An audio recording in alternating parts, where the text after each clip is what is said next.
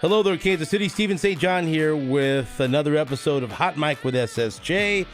And I want to thank our sponsors, first of all, to make this podcast possible. KCFarmersAgent.com. And Patrick Carter is KC Farmers Agent.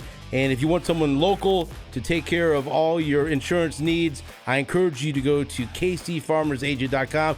He listens to this podcast. Don't hold it against him. He doesn't have a sailor's mouth like I do, and he will take care of you, and he knows Kansas City, and he knows you. Also, CBD American Shaman. Shop for Dad at CBDAmericanShaman.com. Get Dad some topical creams like Frank Bowl rubs in his old bones before he goes to golf. And so CBD American Shaman, great products, great sponsors. And also KC Grilling Company. How about that for a place to go shop for dear old Dad for Father's Day? KCGrillingCo.com. They have everything you could possibly need if you love to grill outdoors, outdoor kitchen area. They have wonderful select meats. They have all the spices and rubs and sauces. KC Grilling Company out in Olathe, KCGrillingCo.com. All right. So we have a very special podcast that I've been looking forward to, and I feel like we've been exchanging, we've been sliding into each other's DMs on Twitter for, I don't know, forever. And finally it's worked out. And I'm so happy when it seems like, man, this is gonna. And I'll lift my glasses. I can't see nothing. How about that? Got my glasses over here. When a plan finally comes together, we have Scott Smith, who's our special guest here, and his wife Jamie. And so, and we've been talking about this for at least a couple of months. We first met about over a year and a half ago at the ALS golf tournament, the Joe McGuff ALS Golf Classic. As many people know, I'm on the on the board of the ALS Association Mid-America chapter in honor of my uncle Richie Ontiveros, who battled ALS for nearly a decade. He was a Kansas City, Kansas police officer and someone that was very instrumental in my life. I've named my firstborn son after him, and so I got my awful sense of humor from him. So if you wonder why I make all these terrible jokes and say you blame him, that's whose fault it is. And so I've been with the board for almost 10 years. And one of the things that I look forward to every year at the golf tournament, I'm lucky enough to MC the golf tournament with Tom Watson and George Brett and people that I grew up idolizing. We get a chance to have an honoree and honor someone that is battling ALS at each golf tournament. And 2 golf tournaments ago, our honoree was Scott Smith, and that's when we first all met. And you were there, and it was it's always a great day. And I'm sure that, you're like me. I mean, like this, it never gets old. That's George Brett. That's Tom Watson. Why am I here? They're awesome. And George and Tom are great people. And as many people know, George, one of his best friends, Keith Worthington, battled ALS. And then Tom Watson's caddy battled ALS. And Joe McGuff, a former editor of the Kansas City Star and one of the most influential sports figures in Kansas City history, battled ALS. And so it's really had a huge impact in the sports landscape of Kansas City. And so many big names come together to make this event possible and to raise money for awareness and hopefully to someday defeat ALS and find a cure. And that's what we all want. And so met Scott, and you guys were up there at the podium and gave such a wonderful speech and made people cry. You know how that is, and talked about so many different things. And so first of all, Jamie, thank you for being here, and of course Scott, thank you for being here. I'm so glad to have you guys here, and I know that it's not easy to come into the studio and everything else, but I'm glad you did, because I think that makes it even more powerful. And so and we got everything figured out, and we found out that when it comes to the technical aspect, I'm worthless. When any questions, I tried to fix something on Scott's wheelchair, and I nearly broke it. And so Scott gave me the look like, get away from my chair, please. And so now I'm on this side of the table. But let's start with Jamie. How are you today? I'm okay. Yeah? I'm okay. We're here, like you said. Right. So right. We both tried to work on this thing together, and our future maybe is not in fixing things. Yes. Together. I mean, I always thought I was a really patient person, right. But when it comes to technology and all of this stuff, the wheelchair, I have very little patience. So, and Scott also has very little patience. And Scott's 40 years old. I'm looking back at the bio a little bit about him. Husband, son, brother, friend, business owner. Grew up in Lawrence, Kansas, with his parents. A younger brother was a terrific athlete and student. And we're going to get more into who Scott is. But real quick before we start this whole process, if you're watching on YouTube, you could see you've got this monitor, you've got all this technology that I absolutely do not understand, and you were trying to fill me in just a little bit about and maybe you can explain this exactly what this is and this speech device that will allow Scott to communicate with us and be on this podcast. What do we have here? Well, it's called an eye gaze device. So he uses his eyes to type out words, and then it will speak for him because he has bulbar ALS, which means it affected his speech first, and it makes him hard to understand. Thanks to Steve Gleason, the Saints NFL player, we were able to get this technology and get help getting his voice recorded as well. Unfortunately, you won't be able to hear it today, but Steve Gleason has played a huge part in getting technology for people with ALS to live a normal life and to communicate with others. So this device has been a lifesaver for us and for Scott to be able to talk to people. Oh yeah, and I can't this was in the late 80s and early 90s when my uncle battled ALS. We didn't have access to any of these things, and I think, boy, what if we could have had something just would have made it easier to communicate just a little bit. Mm-hmm. So I mean, Steve Gleason's like a superhero, right? What a man, right? And that's I just asked Scott. I said, did you have a choice in the voice? Like, could you have picked James Earl Jones or Gary Lezak? That would have been great. Gary Lezak, given a forecast. But so then at some point he'll have his own voice here. Yeah. But as you said, he's an Apple guy. Right. And I get criticized by Apple guys. And so I hope you don't look down on me because I'm an Android guy and I feel like I'm behind the times. But then it'll be his own voice. Right. And that's, really exciting because it's kind of cruel to take away your voice and for him and for everyone that loves him. So to be able to just hear his voice is just kind of an amazing thing. So we're excited to eventually get that uploaded on there. Okay, so let's bring Scott into the conversation now, and we're just going to kind of just give people the background, and I'm going to assume that most people that are listening don't have a lot of experience with ALS and don't know much about it, and so I think it's important sometimes to give people the facts and to share experiences so maybe people can understand why it's so important to raise awareness and raise money and help in this battle. And so let's just start. Scott, tell me about you and your family and tell me a little bit about who is Scott Smith. I grew up in Lawrence, pretty normal childhood, one younger brother. I was kind of a jack of all trades, choir, newspaper, debate, football, wrestling and track. I loved football the most, but I was very undersized. My senior year, I hit the weights harder than my peers and earned a scholarship in both wrestling and football to Truman State University. I graduated with honors in kinesiology. After college, I moved to St. Louis to pursue a different dream. I started a band that got signed to a record label. We toured for 3 years till we burned out living that lifestyle. I moved to Kansas City next, where I had a wider network. I got back to my workout roots and started a personal training business. Body Smith Personal Training. It's just off the plaza, near Westport. We now have 6 rockstar trainers, all with full schedules. I met my wife Jamie through a mutual friend. We've been married near 5 years. We have 2 daughters, Iris, who is 3, and Hope, who just turned 1. In fact, Jamie was still pregnant with Hope when we found out that I had ALS. We had the perfect life till that day. And so, wow. You were an athlete that was great in multiple sports, and having wrestled in high school at a very low level. I get it. Wrestlers, they're studs. They're nothing against football, but wrestlers, football players used to come and wrestle and complain about how hard wrestling was. And then my son is in a band, and he travels around, and he's a musician, and you're a rock star, and so you meet this guy.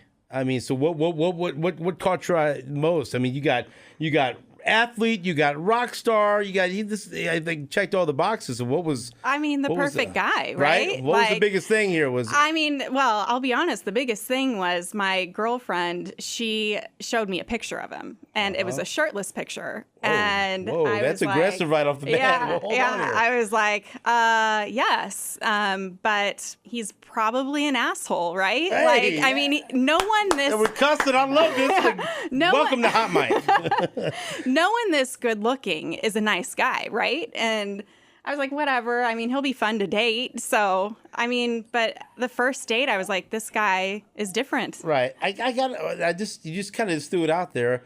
So did Scott just have friends walking around with shirtless pictures of him just to show in case maybe she's interested? Was this happenstance? Was this planned? I mean, that would be kind of funny if it was, but he didn't mention one of his other things that he did. He was a model. So Okay. he had some modeling pictures that I mean, I guess I never asked why she had them on her phone. Yeah, that just you just kind of put it out there like, hey, I talked to her friend. She had a shirtless picture of Scott. Like, all right, okay then. I think she was just really wanting me to say yes to meeting him, so she put his assets out there first. But so. literally, so are we talking about rock star hair at some point? Because was it You never had super long hair, right? I mean, but he had more hair than what he does now. Right. Well, So. welcome to the club there. And so that's so you after you meet him. So how long is it before like you fall for him? Like, you fall in love? Like this is it. He got me. I mean, not long. Right. I think I always tell people I'll never forget just the first time I met him, looking in his eyes, and I was like, this is a good, nice guy. I mean, we just connected. Did he have a shirt on? He did. He had a shirt Okay, I have on. to make Like, sure. so, Okay, I mean, right. I had to look at his eyes, right? So, I mean, and he just treated me like no one's ever treated me that way before. He was so good to me. So it was almost immediate, I would say. And so then how quickly did you get married after you started dating? He proposed to me 11 months later. Okay. And then we got married, about a year later. Okay, and so like Scott mentioned, you had two daughters, Iris, who's now 3, and so then how long after you get married before Iris? A year. So a year, and then you got Iris, and then Scott, you mentioned that Jamie was still pregnant with Hope when you found out that you had ALS, and so now take me back, Scott, to your first symptoms and how you first realized that something was wrong.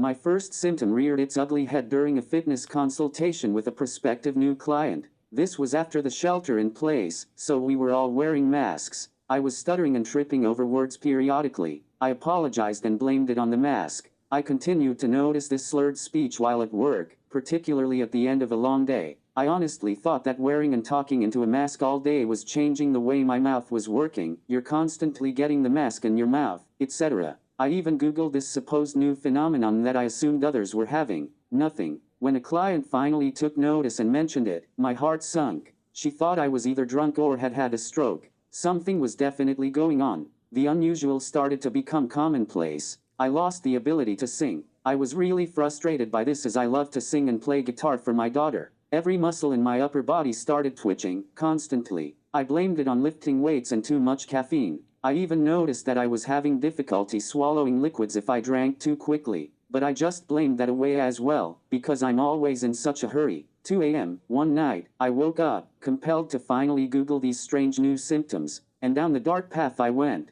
Like ticking off every line on a checklist, I soon found myself staring at a page about ALS. And so, Jamie, while he's experiencing these symptoms, is he telling you about this? Are you noticing things? Are you starting to ask questions like he is, or is he keeping this to himself and trying to hide this? What's your role during this stage of time? It was interesting. I mean, he would briefly mention it, but Scott can be a little dramatic sometimes. So I just was like, well, he's just making a big deal out of nothing, because I didn't pick up on his speech at all until we had a date night and we had like 1 or 2 drinks. And after 2 drinks, he sounded wasted. And I was like, that is weird. And he kept insisting, I'm fine. I was like, but you don't sound fine. So then I was like, well, that's kind of weird. And then the twitching started, and he showed it to me, and then I was like, well, that's also weird. So then I jumped on the Google train, and which is terrible. You start to Right. Google things like, Right. And we kind of took turns telling each other, like, oh, it's ALS. Oh, no, it's not ALS. It couldn't be ALS. And so, and that was a good month of going back and forth. And then there was a point where I was like, I think this is what it is. So, But did you at that point, did you have any experience with ALS? Did you know anyone that had ALS? Did you have any? no, I mean, the ice bucket challenge, and Right. you heard about it, but you didn't. I mean, most people didn't take the time to learn about it. At least I didn't. And I didn't know anyone that had it. And I don't think Scott did either. And see, and that's why I think this podcast is so important, because as you just illustrated, awareness is so important. Because yes, we saw the ice bucket challenge. We hear about the events that IMC, and we hear ALS. We hear Lou Gehrig's disease with Lou Gehrig's Day in Major League Baseball.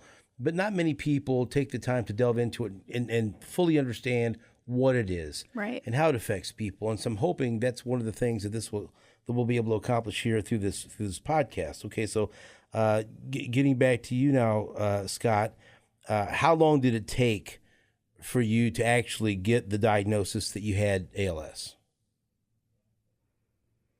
I met with my primary care doc who, on top of a CT scan, ran every lab under the sun. Clean. No thyroid issue, no brain tumor, no stroke. At the time, I thought these were all good things. Next step was an appointment with a neurologist, but, and this is a big but, I had to wait 4 months to get in. A third of a year dealing with this anxiety? It was unfathomable. Unwilling to sit around and wait, I procured the services of a chiropractor to take a literal crack at my growing list of issues. And that's when things got weird. When she got to the part of the evaluation where she tested my reflexes, my left leg nearly jerked us both off the table. This same brisk response did not occur on my right side. Now, I'm no medical doctor, but I knew that wasn't good. Immediately afterwards, in the parking lot, I consulted Dr. Google once again to self-diagnose. Hyperplexia, especially if only on one side, is a clear-cut sign of upper motor neuron disease. And in that category of neurological horror you will find, drumroll please, amyotrophic lateral sclerosis, ALS. I had my first ever panic attack right then and there, and shortly after, at my wife's urging, found myself in the ER that night. From there, things moved quickly, for which I'm grateful because that is quite uncommon. I was in a neurologist's office the next day. She suspected ALS and referred me to a neuromuscular specialist. I remember still being hopeful, somehow, that I had something else before that final specialist visit. After all, I was getting stronger in the gym. People with ALS can't even walk or lift their arms, I recalled from the forums. After a final 2-day wait, my wife and I finally set out for the ALS clinic at KU to get an answer once and for all. Jamie wasn't in denial at this point. She knew, but she played along anyway and let me hold on to the hope that remained. I honestly thought it was going to be one of the best days of my life. The day I found out, I'm not going to die. The doctor gave me a physical exam first. I tried small talk to get a sense of how the tests were going. He wasn't having that. He instructed me to let him finish. I probably should have known then. Then he administered an EMG. This is the holy grail for testing for lower motor neuron disease. It's the combination of both upper and lower motor neuron disease that leads to an official ALS diagnosis. Jamie and I sat together while he finished his reporting. I was watching his body language, looking for clues. He slowly turned to us, pulled his chair in close and spoke. I know this is hard, and that's all I heard before blacking out. And so a couple of things there. You talk about finding out that you're going to have a 4-month wait of not knowing, and this anxiety. I can't imagine that. And I remember, and again, I was a young kid, but I do remember with my uncle. I mentioned he was a police officer. He was hurt on the job. He was chasing someone, and he was not the best runner. He's built like me, so there was no, it was a. He's running down, not fast, and so he climbs a fence to try to chase, and he falls back and landed on his ass, on his spine, and he was hurt. And he was off work for a day or two, and thinking he just had a bruised spine, and it kept getting worse and worse and worse. And he goes to this doctor and he goes to that doctor. And nobody had any idea. And it kept getting worse and worse to where then he had a hard time walking. And then we're thinking, well, he had to have fractured something. Or there's got to be some spinal damage, something.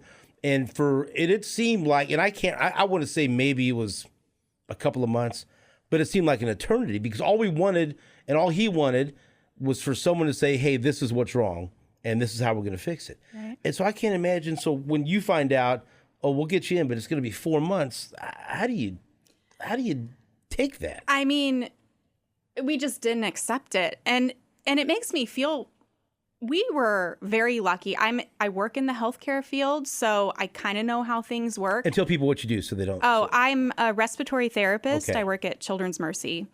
I've been there for 12 years. And so that's why I told him to go to the ER. I was like, we have got to go around this. We have got to get in sooner. And luckily it worked. But a lot of people don't have that privilege. And it is very common, like your uncle's story, to take forever to get a diagnosis. And a lot of times, by the time they get a diagnosis, ALS moves so fast that they don't even have time to process it before they pass away. So for a lot of reasons, we were lucky to get diagnosed that early. So, and so Scott mentions that's all he heard before blacking out. And my next question was, what was the reaction? At that point, you said you didn't know much about ALS, and Scott wanted you to answer this question. So then you get the diagnosis. Then what? Well, a couple of days before that appointment, I'd done more research because I was convinced that's what it was. So I knew some questions to ask the doctor. I brought something to write down things and ask him about medications, all of that stuff. But I just remember shaking. We were just in shock, and then going through all those stages of grief and panic.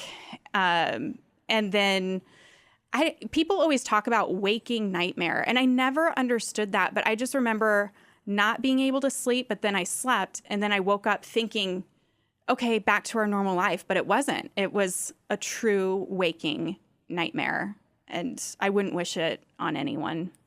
And so, Scott, once you were diagnosed, what was the learning process like for you? Because I'm sure you want to educate yourself and try to find out as much as you can. What was that process like once you found out that you did have ALS? It's been an ongoing, always evolving process. Unfortunately, I've progressed quickly. So just when I adapt to one disability, the rug gets pulled out from underneath me. The latest challenge has been learning to type and talk with my eyes on this machine. Fortunately, Jamie has kept me one step ahead of this disease in regards to equipment and care. She's my white knight. Clearly, he's doing great with this. And I'll just, since he brought that up, I have to mention this. Boy, I hate even bringing this up, but I think this will illuminate how awesome you are. My uncle was married at the time he was diagnosed, and then there was a point where his wife decided it was too hard for her, and she's gone, And so it was my grandparents and my mother, God rest her soul, and me. And we basically turned my grandparents' living room, and that's where there's a hospital room. That's where that's where he was, and that was it. And we were going to take care of him. And I still think about my grandparents and my mom, in like again, like I mentioned with Steve, was like almost like superheroes for what they did above and beyond even their physical capabilities to care for my uncle. And like you mentioned, you get frustrated, and it's a family disease because it affects everyone. And I cannot tell you how much respect I have for you as he described you as his white knight for everything that you do, because not everyone takes on that challenge, meets that challenge, and does everything. And so, I mean, I have all the admiration and respect in the world for you. You're awesome. Thank you. And it's just, that's all. I just wanted to say that because people don't understand.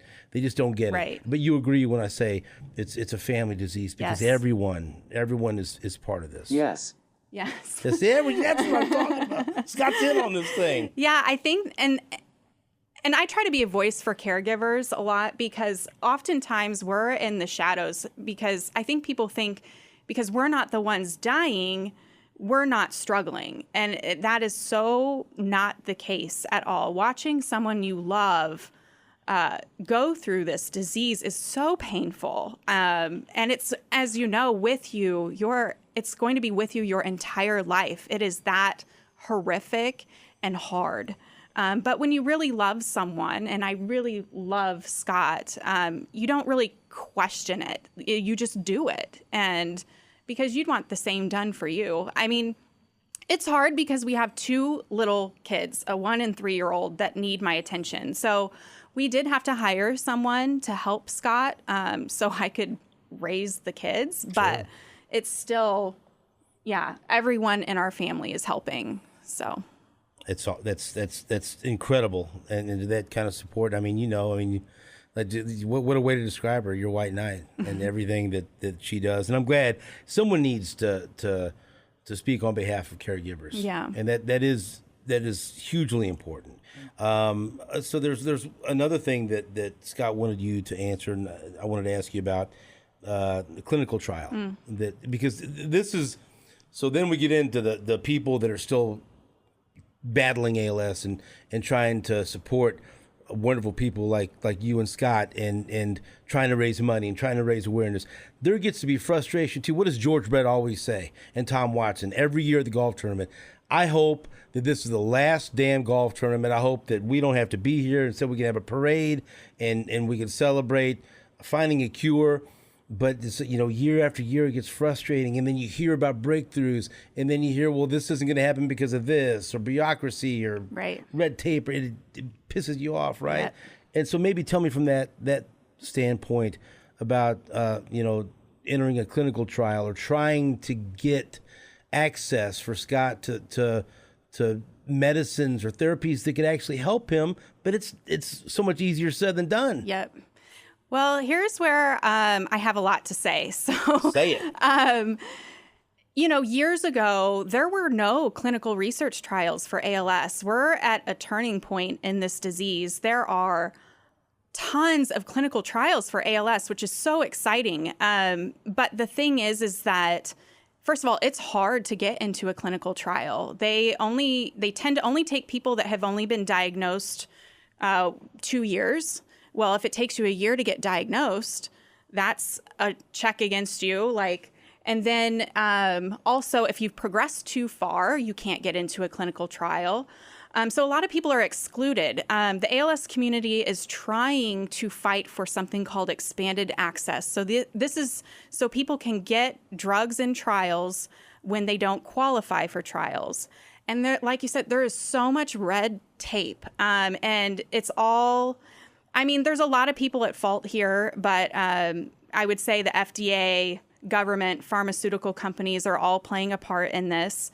And in government, nothing works really fast. And ALS, we need people to work fast. Yesterday. Yes, absolutely. So, Scott, the first thing we did was research clinical trials, because another thing is that a lot of doctors, they just kind of help you treat the symptoms, but aren't well versed in all the trials. So we had to do a lot of research ourselves.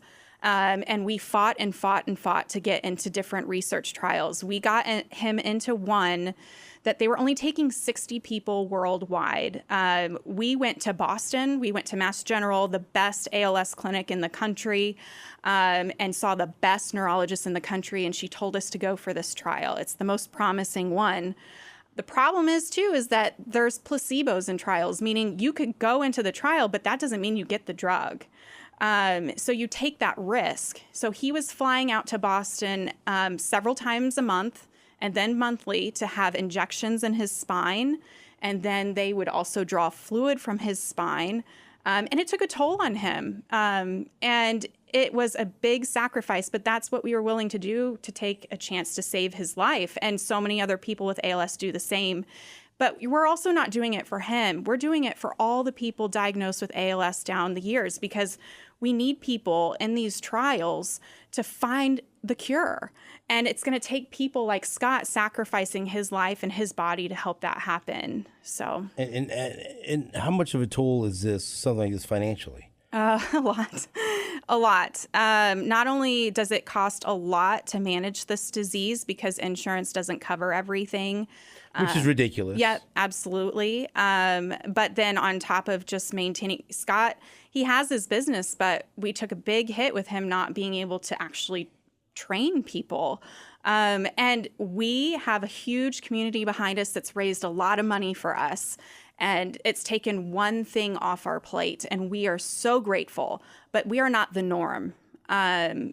So many people with ALS can't afford to do clinical trials because they don't pay. Most of them don't pay for you to go to these places to get the drug. They don't pay for lodging, anything like that. And they call it the bankruptcy disease. So, there's just a lot of uphill battle when it comes to ALS. And so now with the clinical trial, how long did that last? Where So that lasted 6 months. Okay. And I will say another sacrifice. The first month, he had to go out there 3 times in 1 month. That also happened to be the time that Hope was born. So he missed out on the first month of Hope's life to do this. And then by October, they ended it. We went with this trial also because it was a big company that said, okay, if this drug might be working, we will offer you this drug until the FDA says it's approved. So years. And you won't get placebo. You'll get the drug. Again, because of the FDA, that got put on hold when he was done with the trial. So he didn't get access to the real drug up until a couple months ago, to where he's progressed to this point. So we don't know now if this drug will help him when he's this far progressed. Most ALS drugs are shown to be working when it's used early in the disease. But now we don't know if this will help or not, but we're going to keep doing it. And what could you describe? What is it? How is it? So, like what kind of drug it is? Yeah. Yes. There is one drug called tofersen, and it's used for a specific genetic kind of ALS, and they use something called an ASO, so it's a genetic modifier, and that's actually proved to stop the disease early in the process for people with that genetic kind. Well, we found this other kind for sporadic. So sporadic means he doesn't have genetic ALS that we know of. And it's the same technology. It's a genetic modifier, but it doesn't target the actual, because he doesn't have the gene. It targets a gene, and then it helps alter another process, like the TDP43 protein is what they call it. So that might be too technical for everybody, but essentially it's a genetic modifier, and it's very, very new in technology, and it's already shown to help people with ALS with a certain kind of genetic And that's ALS. what Scott is taking That's now? what he's taking it. It's just a little different than the one that I was talking about, Right. the tofersen. So it's only been tested in mice before him, and all of that showed promise, but he is the first human that they are testing this on. And so how is that administered? It's administered through his spine. Okay. So And so then how can you tell if it is working or if it's making a difference? Will they have you back out in Boston to So run now tests? we've transferred it to WashU in St. Louis. So now we're just driving good. to St. Louis, which is a lot easier. So what it takes is every month he gets this injection in his spine, and every month we go out there, they do that, and then they assess his muscles, his speech, to see if it's making a difference, and take blood work, all of that. But ALS is so heterogeneous that it's different for everyone. So everyone's progression is different. So it's really hard to tell, okay, is this stopping or slowing? So that's another barrier in these trials. Has there been any indication that it might be working or helping, or What do you have think, you noticed any Scott? difference whatsoever? No. Yeah, I will say he's still progressing, Okay. but he's only been on it for a month. And that's the other thing. We don't know if this takes time. Right. So we're just trying to remain hopeful that eventually it'll kick in. But right now we're not seeing a difference. Remain hopeful. Yes. Second daughter named Hope. Yes. Why did you name her Hope? Well, because we decided once we got over the shock of ALS that we were going to be hopeful. We knew the chances of him surviving this were very small. But with all the clinical research trials out there, we knew there could be a chance. And that's just how we wanted to live life, is positive and hopeful, and do whatever we can to save his life. So hope represented that to us. And I always tell people she was our bright spot in a very dark time. I'm so thankful for her. So, yeah. She literally gave you hope. Yes, she did. Okay, so let's take a moment here. You mentioned the business. You mentioned friends raising money. Let's tell people that are out there listening that might want to help the cause, or whatever you have to plug here. Put it out there right now for people listening. I don't want to wait till the end. I want them to hear right now. Great. So our friends created a website for Scott called FLEXONALS.com. There you can find different things that he's posting. He's writing about what's happening to him, as well as links to donations to us, donations to different ALS organizations, and also links to learn more about ALS. So FLEXONALS.com. And Scott, you talk about this too. What is Flex on ALS in your words? Flex on ALS is a movement I started to raise both money and awareness to help us fight ALS basically. It's a social media challenge I issued to my Kansas City fitness friends that went viral and raised $60,000 for the organization I Am ALS. We do it every ALS Awareness Month, which is in May, but you can still do it if you'd like. In fact, I demand a Stephen St. John flex. Jamie, tell him how. I was glad so for the first challenge, I got now a 19-year-old son that spends, and you'll appreciate this being a personal trainer, he goes to school, he works, he eats, and he works out. And then he works out again and then plays video games. So he's always, whenever I he does no in there, he's flexing in the mirror anyway. So I said, hey, I got my guy right here. And so we had him, as me pointing to, because I got nothing, but he's the strong man of the house. And so we got him posted for the Flex on ALS campaign. And so that's my guy. And so, tell me and tell people how they can get involved in this if they want to flex on ALS. So we just asked for people to flex whatever muscle you want. Bicep is probably the easiest. And wherever you're flexing, write #FlexOnALS on it, and then challenge other people to do the same.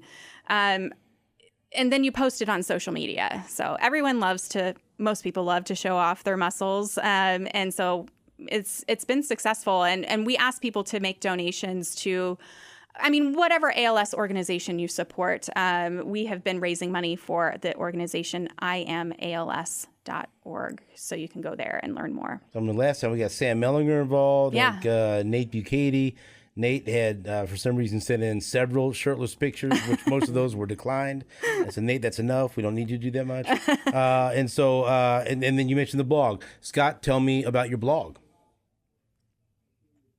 My blog is basically a public journal of all my victories and losses against ALS. It's pretty raw, which is hard for some people, but I don't care. ALS is a fairly common disease that has remained in the shadows because its victims are paralyzed and die so quickly. I'm determined to be an ALS storyteller. My goals are to empower others to share their own stories, educate and inspire those not impacted by ALS, and write letters to my 2 young daughters for them to read in the future. Can I have Jamie read you guys a small selection? Absolutely. And I read a few of the posts, and we'll get into that. I read the last post about your battle with COVID, which is very powerful. And so please do share a selection from Scott's blog.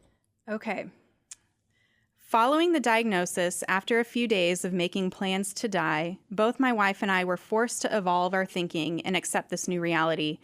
Our options were to either search for purpose and meaning in our new life or become consumed by sadness and anger over the loss of a dream we were never entitled to in the first place. Fortunately, I knew I wasn't likely to die tomorrow or the next day, so that meant I was going to have to find a way to live with this for a while. The human condition to survive is strong, and you can feel it take over when your life hangs in the balance. Again, there is no choice, it's biology. To help put things in perspective for me, I would often remind myself of how some people are taken both suddenly and seemingly arbitrarily from this earth. They don't get to have all their favorite people from the entirety of their lives come rushing back to their side to spend time with them, to have conversations more genuine, loving, vulnerable, and necessary than any previously. They don't get the opportunity to see how everyone they merely come into contact with feels a whole new level of gratitude they've never felt before, to make the world a better place just by being alive. They don't get the cloud cover to suddenly become the man or woman they were always meant to be, but never had the courage. The shackles of man made expectation fall away when you realize your time on earth is very much finite. And most importantly, those who are already gone don't get that one last chance to soak it all in, knowing wholeheartedly just how precious every moment is when it may be your last. But I get to have all of that and more, and for that I am thankful. A silver lining can be found in every story that has the luxury of not yet being fully written. So first of all, you're a great writer. Did you write a lot before this blog? Because you really, and I'm not just saying that because I'm an English major and I'm not you're a better writer than I am. And that's a gift to be able to express yourself like that. And again, I apologize, but I think back to my uncle again. That was one of his biggest frustrations because he didn't have a platform, a way to express himself. And he still had that same, so he'd want me to come over there and watch movies with him. And he'd have my grandparents, you gotta go upstairs. We're watching this. And or he loved stand-up comedy. And he still had that same sense of humor and he'd laugh. And he would get so frustrated because he wanted to say something, he wanted to express himself, and he didn't have that outlet like you have. And you're such a beautiful writer, and you have a way of describing these things, and that's not to be taken for granted because that is, again, so powerful. And all of the blogs and all the posts are extremely powerful. And what a way to be able to express the things that he needs to, that he wants to raise awareness about ALS, right? I mean, yes. It's incredible. Yes, through his writing, he has gotten a lot of followers and people have learned a lot about ALS, and he's given a voice to people with ALS as well that maybe don't have the ability to write the way he does. I'm very proud of him. I always knew he was a good writer, but I always thought he had a future in it, just not in this way. But yeah, he's very talented. Very I'm proud. supposed to write a blog about the Chiefs coming up. How do you feel about being a ghostwriter? Could you maybe? And I'll put as told as Stephen and Scott. I'll give you full credit in the byline. But I mean, just incredible. And I mentioned that last post about your battle with COVID. It was so powerful, and about how you kept just repeating to yourself your daughter's names and your wife's name, just over and over again. Can you tell me, as if you didn't have enough to deal with, then this battle with COVID? Yeah. Take us through that, and I encourage people to go tell people where they can go to read the blog. FLEXONALS.com. Please go and read this, and especially this last blog was so powerful. It's something that we can all identify with. People, their lives have been impacted by COVID at so many different levels, but here you are already having to battle ALS, Scott, and then here's COVID. So what happened here? It was awful. We went 2.5 years staying away from COVID. We were lucky enough to not be touched by it, but it found us. And I know now not everyone thinks that COVID will put them in the hospital, but for someone with ALS, it absolutely will, because his breathing is compromised. And it was really scary. I really thought this was it. I thought this is how it's going to end. And I was devastated. And he turned it around. Doctors were talking to us about end-of-life decisions, and after 10 days, he made it out of the hospital. So very lucky, very lucky. And again, like you said, COVID is for Scott. I mean, he's already battling so many things. COVID is even more serious, right? And all the different things. And and you're there, and so you have an ally, and she understands because of your line of work. You have a better understanding, and you're there, and you were able to help him through that, right? Yes, I consider myself his advocate as well when we're speaking to doctors and different medical staff. It's interesting when you work in healthcare and you're at a hospital, the staff treats you a little differently because they know that you know what's going on and what you're talking about. So me, his dad and mom did not leave his side while he was there, and we made sure he got the very best care and advocated for him. And again, I'm looking at FLEXONALS.com, and the thing that really struck me is what you were doing to try to get yourself through this, and you in your head you kept repeating one name per exhale as you were trying to take. You said, I started taking shallow ones whilst simultaneously repeating in my head one name per exhale: Iris, Hope, Jamie, Scott. Iris, Hope, Jamie, Scott.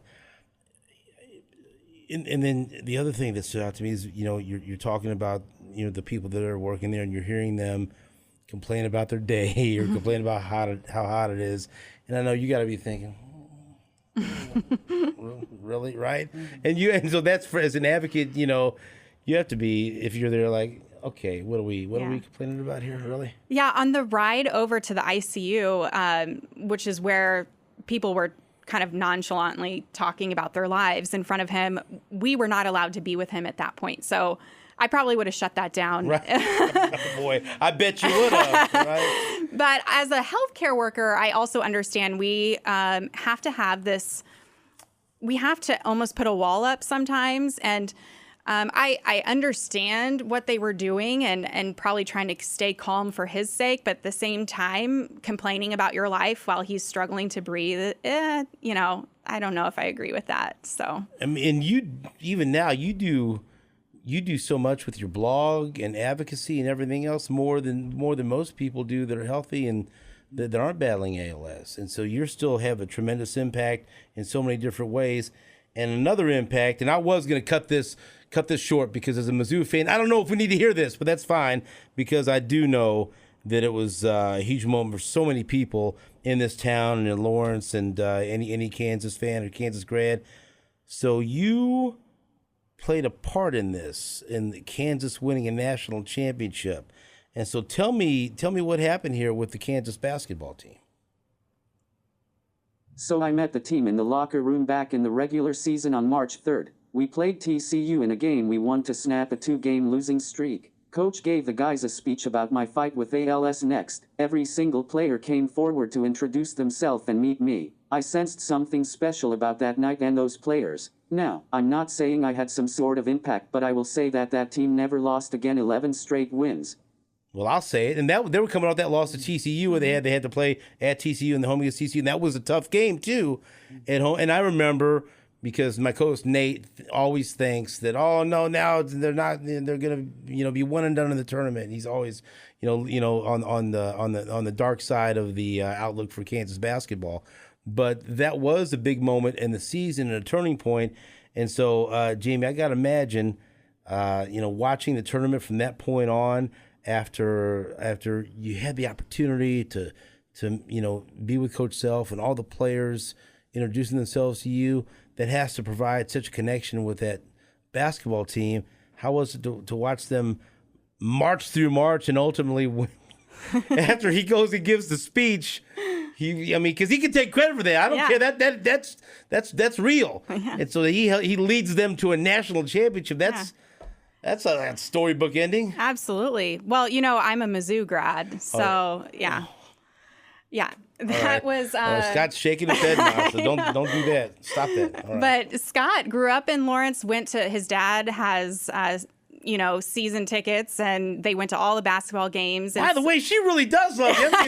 She's an MU grad, and she sees a picture of a shirtless Kansas guy. Like, I love him. So this is truly a love story here. Yeah. And so I had to admit, I had to admit that was a pretty cool thing for Bill Self to do for him and the players to do for him, even though I really hate KU so much. And even so, the national championship. By the way, Scott's been smiling this entire until now. He just frowned. He's got very angry. I can see that. I actually watched the game because it was cool to have that connection, and also so cool to see how excited he was. Scott's right here, and he knows if you're telling the truth. You got to be honest. In that national championship game, were you like, all right, let's go Kansas, let's win this one, or were you like, I was you've gone far enough? I was in between. Yeah. But I also wore a Jayhawk shirt for the first time in my life. How did it feel? Awful. Right. And when they were losing, his friends were over and they were like, this is your fault. Get out of that shirt. So I put on my Mizzou shirt, and then they turned the game around and won. So I know we're saying that, Scott helped them win the national championship, but it was really Mizzou and me that helped them win the national championship. Is that fair that Jamie takes credit for the national championship? Do you still believe that? No. No. Okay, well, we're going to have to agree to disagree about this right here, but I think maybe both. And so I am that first of all, all these things that we've talked about that she does for you, for her to put on a Kansas shirt, that's maybe the biggest example of true love I've heard yet in this thing. But then she said, no, that's enough. And then, of course, you put the Missouri shirt, and then everything goes south for us. Right, exactly. Okay, that's how Mizzou works. Okay. Okay. So another question that Scott wanted you to answer, and I do think this is very important. What would you say, and that's kind of a broad question, but what would you say is the biggest misconception about ALS from the outside, the people that don't understand it, that hear about the Ice Bucket Challenge or Lou Gehrig's Day or Lou Gehrig's disease, and maybe they hear it and they don't just quite understand that you wish people would understand? I think the biggest thing is that this is not an uncommon, rare disease. The numbers, it looks like that, but really your lifetime chance of getting ALS is 1 in 300. That's like one person from your high school graduating class getting ALS in their lifetime. It's diagnosed as frequently as multiple sclerosis, MS. The thing is that there's just not as many people living with ALS because you get diagnosed and you die quickly. So you think it's rare, but it's really not. And since Scott has been diagnosed, I can't tell you how many people are like, oh, yeah, right. My uncle had that. My dad had that. His primary care doctor that assessed him, turns out his dad died from ALS. So it's everywhere. And a lot of people, I think, look at our story or Steve Gleason's story, whatever, and say, wow, that's really inspiring, but thank God it's not me, and kind of walk away. And we did that too, and it hit us. So I want people to actually realize that this could happen to them or someone they love, and I want them to join our fight in ending it. So, and just look at Kansas City sports, right? 3 of the biggest names ever: George Brett, Tom Watson, Joe McGuff, all impacted heavily by ALS, right? That should show you right there. Yeah. And then like you said, I had that experience that people find out, my uncle battled ALS, and then they know someone, and they know somebody or someone in their family, and it's not rare. And I hear that a lot. You're right. Like, oh, that's very rare. No, it's not as rare as you think. Yeah. And so I'm glad that you said that. Scott, what is the most important thing that you want people to know about your battle with ALS? To those with ALS, I would want them to know that there is life after the diagnosis. I found a new purpose in educating and inspiring others through my writing, and I still have happy moments with my family. To those who are lucky enough to not have ALS, I would want them to know how amazing your life is. You have no idea what I would do to eat, walk, talk, sing, kiss, hug, or hold one of my daughters in my arms. And what can people do in the fight against ALS? We've talked about helping people gain access to the drugs or the medicines or the therapeutics that can help them. What can people do if they're listening to try to help wonderful people like you?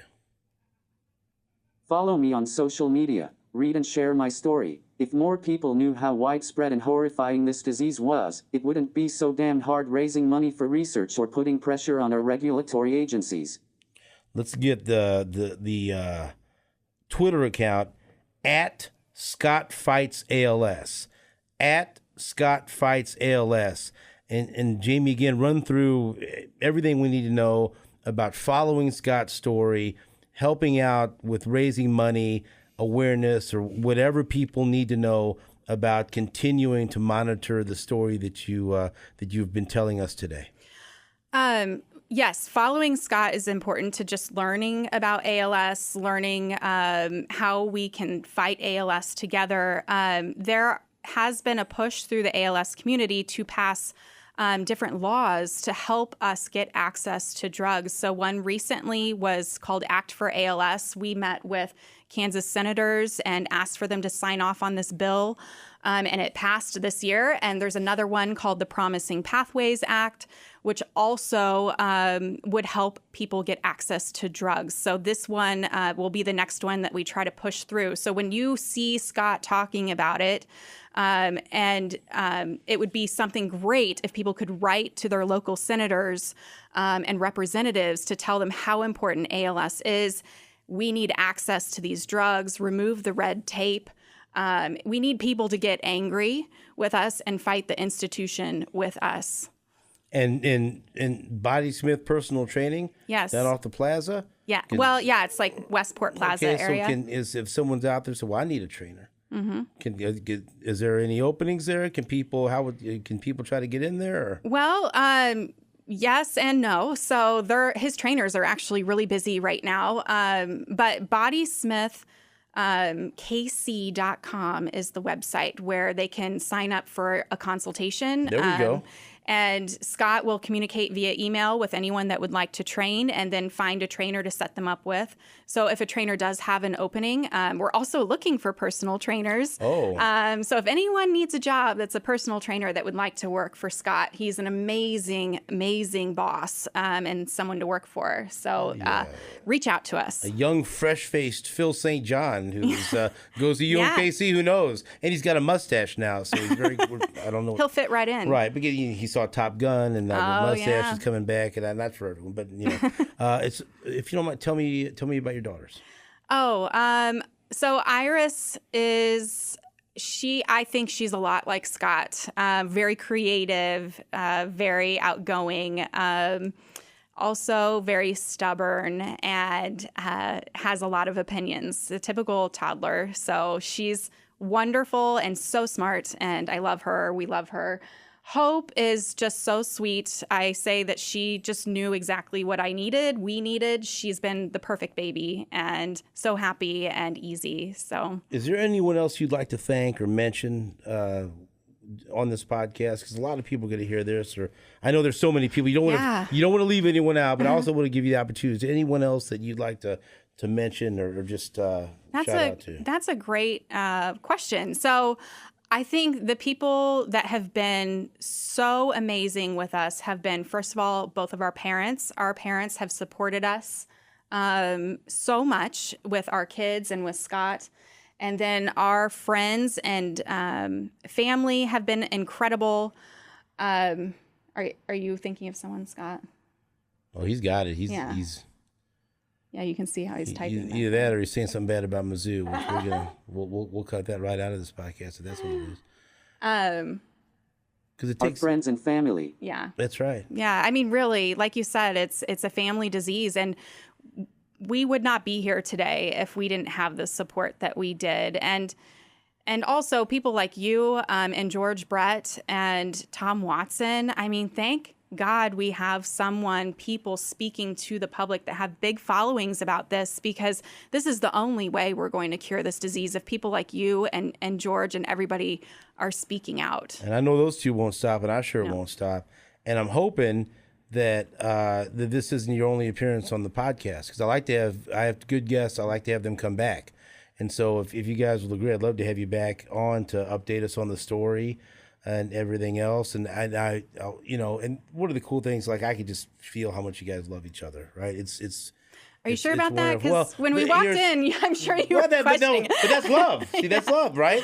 And so I'm going to, Scott, you can answer this, and I'm not trying to start a fight here. It's just inquiring minds want to know.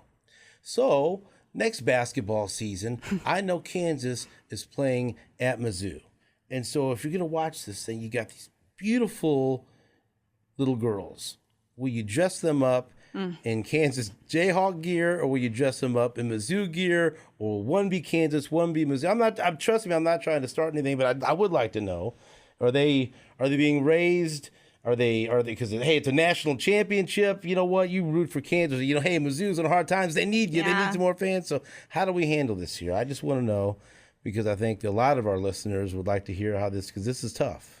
I just want to point out, Scott needs me to take him home. Right. So he should Scott. Be careful with how he answers this. He's laser focused in this They thing. like Jayhawks. they like to. Do they like to, you know? I mean, his parents are brainwashing them. You're blaming the parents now. All of a sudden, wait a minute. 5 minutes ago, you were thanking the parents, and now we're blaming the parents. The parents are like, what do we do? All right? So they're brainwashed. That's fine. That's what they're supposed to do. I know, but it's been hard. I will say that Iris does enjoy the Jayhawks, but tell Iris Missouri needs this win more than Kansas. They have a know. championship. We just want. I know. Give us something, right? Anything, but, right? We need it. Iris, when you watch it, please, Iris, root for Missouri this one time. All right, it's a favor to your friend here. Okay, I cannot thank you guys enough for coming in here, and I hope that people listen to this and understand what we're talking about when we say we need to increase awareness, we need to raise money,